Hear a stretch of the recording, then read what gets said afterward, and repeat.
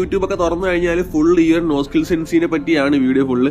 ഒരുപാട് പേര് ഇത് ഇത്ര രൂപ 500 രൂപ 600 രൂപ 700 രൂപ എന്ന് പറഞ്ഞിട്ട് പെയ്ഡ് ആയിട്ട് എല്ലാവർക്കും കൊടുക്കുന്നുണ്ട്. അപ്പോൾ എന്താണ് ഈ ഒരു സംഭവം, നിങ്ങൾ പൈസ കൊടുത്ത് ഈ ഒരു സംഭവം മേടിക്കേണ്ട ആവശ്യമുണ്ടോ എന്നെല്ലാം നമ്മൾ ഈ ഒരു വീഡിയോ കൂടെ പറഞ്ഞായിരിക്കും. അതുകൊണ്ട് നിങ്ങൾക്ക് ഈ വീഡിയോ കണ്ടതിന് ശേഷം നിങ്ങൾക്ക് ഉറപ്പായിട്ട് അതിനെപ്പറ്റി ഒരു ക്ലാരിറ്റി ഉണ്ടായിരിക്കും ഈ ഒരു സംഭവം പൈസ കൊടുത്ത് മേടിക്കണോ വേണ്ടത്. അപ്പോൾ ആദ്യം ഞാൻ നിങ്ങൾക്ക് എന്താണ് ഈ ഒരു നോ സ്കിൽ സെൻസി എന്താണെന്നുള്ളത് പറഞ്ഞു തരാം.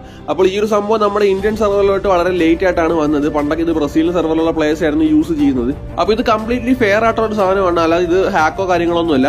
അപ്പോൾ ഈ ഒരു നോ സ്കിൽ സെൻസ് നിങ്ങൾ മേടിച്ചെന്ന് പറഞ്ഞിട്ട് നിങ്ങൾക്ക് ഒരിക്കലും ഫുൾ റെഡ് ഒന്നും കയറൂല. പാനൽ പ്ലേയേഴ്സിനെ പോലെ നിങ്ങൾക്ക് ഫുൾ റെഡ് ഒന്നും അടിക്കാനും പറ്റൂല. പക്ഷെ നിങ്ങളുടെ ഗെയിം പ്ലേയിൽ നല്ലൊരു മാറ്റം നിങ്ങൾക്ക് കൊണ്ടുവരാൻ സാധിക്കും. അപ്പോൾ ഇനി ഈ ഒരു സംഭവം നിങ്ങൾ പൈസ കൊടുത്ത് മേടിക്കണോ വേണ്ടോ എന്ന് ഞാൻ കറക്റ്റായിട്ട് പറഞ്ഞുതരാം. നമ്മൾ ഏതൊരു ഗെയിം കളിച്ചാലും ആ ഒരു ഗെയിം നമ്മൾ ഫുൾ ആയിട്ട് പഠിച്ചു കഴിഞ്ഞാൽ നമുക്ക് ആ ഒരു ഗെയിമിൽ പ്രോ ആവാൻ സാധിക്കും. ഞാൻ ഒരു എക്സാമ്പിൾ പറഞ്ഞുതരാം. അപ്പോൾ നിങ്ങളുടെ കയ്യിൽ ഒരു ഐഫോൺ ആണെന്ന് വെക്കുക, ആ സെയിം ഫോൺ തന്നെ നിങ്ങളുടെ കൂട്ടുകാരിലും ഉണ്ട്.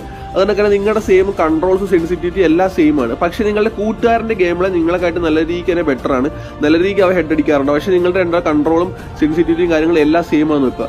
എല്ലാം സെയിം ആയിട്ട് അവൻ നല്ല രീതിക്ക് തന്നെ ഹെഡ് ഷോട്ട് അടിക്കുന്നുണ്ടെങ്കിൽ അവിടെയാണ് സ്കില്ലിന്റെ ഇമ്പോർട്ടൻസ് വരുന്നത്. അപ്പോൾ നിങ്ങളുടെ കൂട്ടുകാരൻ അവിടെ ആ ഒരു ഗെയിമിന്റെ സ്കിൽ ഓൾറെഡി കിട്ടിയിട്ടുണ്ട്. അവൻ ആ ഒരു ഗെയിം എന്താണെന്ന് കറക്റ്റ് ആയിട്ട് മനസ്സിലാക്കിയിട്ടുള്ളതുകൊണ്ടാണ് നിങ്ങളെക്കാട്ടി ബെറ്റർ ആയിട്ട് അവനൊരു ഗെയിം കളിക്കാൻ പറ്റുന്നത്. ഒരു എനിമി എങ്ങനെ വന്നാൽ എങ്ങനെ ട്രാക്ക് ചെയ്യണം, അതുപോലെ ഓരോ സമയത്ത് ആ ഒരു ഫയർ ബട്ടൺ എങ്ങനെ മൂവ് ചെയ്യണം എന്നെല്ലാം അവനെ കൃത്യമായിട്ട് അറിയാമായിരിക്കും. പക്ഷെ നിങ്ങൾക്ക് ആ ഒരു കാര്യം അറിയില്ല. നിങ്ങൾ ജസ്റ്റ് വെറുതെ എങ്ങനെ എനിമിയെ കണ്ടാലും ഒരേ രീതി തന്നെ ട്രാക്ക് ചെയ്യും. അതുപോലെ തന്നെ നിങ്ങളൊരു എനിമീനെ അടിക്കുമ്പോൾ ആ ഒരു എനിമീനെ എയിം വെക്കുന്നതിനുള്ള ഒരു പൊസിഷൻ ഉൾപ്പെടെ നല്ല ഇമ്പോർട്ടൻസ് ഉണ്ട്. അപ്പോൾ നിങ്ങളൊരു എയിം ജസ്റ്റ് നിങ്ങൾ താത്തൂക്കുകയാണെങ്കിൽ ചിലർക്ക് ട്രാക്ക് ചെയ്യുമ്പോൾ നേരെ ബോഡിയിലോട്ടായിരിക്കും ലോക്ക് ആവുന്നത്. പക്ഷേ ചില പ്ലേയേഴ്സ് ആ എയിം എപ്പോഴും നമ്മുടെ ഒരു ക്യാരക്ടറിന്റെ ഹെഡിന്റെ മേലോട്ടായിരിക്കും വെക്കുന്നത്. അങ്ങനെ വെക്കുമ്പോൾ നമ്മൾ ഈസി ആയിട്ട് ട്രാക്ക് ചെയ്യുമ്പോൾ നമ്മുടെ ബോഡിയിൽ നിന്ന് ഹെഡിലോട്ട് കയറാനുള്ള ചാൻസ് കൂടുതലാണ്.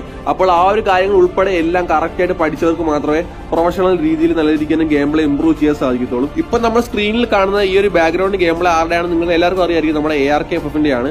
അപ്പോൾ ഞാൻ പണ്ടേ മുതൽ ഈ ഒരു പ്ലെയറിനെ സപ്പോർട്ട് ചെയ്തിട്ടുള്ളതാണ്. അപ്പോൾ പുള്ളിക്കാരൻ നിങ്ങൾ ഗെയിം പ്ലേ ശ്രദ്ധിച്ചു നോക്കുക. പുള്ളിക്കാരൻ ഇപ്പോൾ അടിക്കുന്നൊക്കെ തന്നെയാണ് പണ്ടും അടിച്ചുകൊണ്ടിരുന്നത്. പക്ഷെ ഇപ്പോഴത്തെ പല പ്ലേയേഴ്സ് കണ്ടിട്ട് ഹാക്കാണ് പാനലാണെന്നൊക്കെ പറയുമായിരിക്കും. അപ്പോൾ നമ്മുടെ ARKക്ക് ഇങ്ങനെ കളിക്കാൻ പറ്റുമെങ്കിൽ ഉറപ്പായിട്ടും നമ്മളെ കൊണ്ട് ഇത് സാധിക്കും.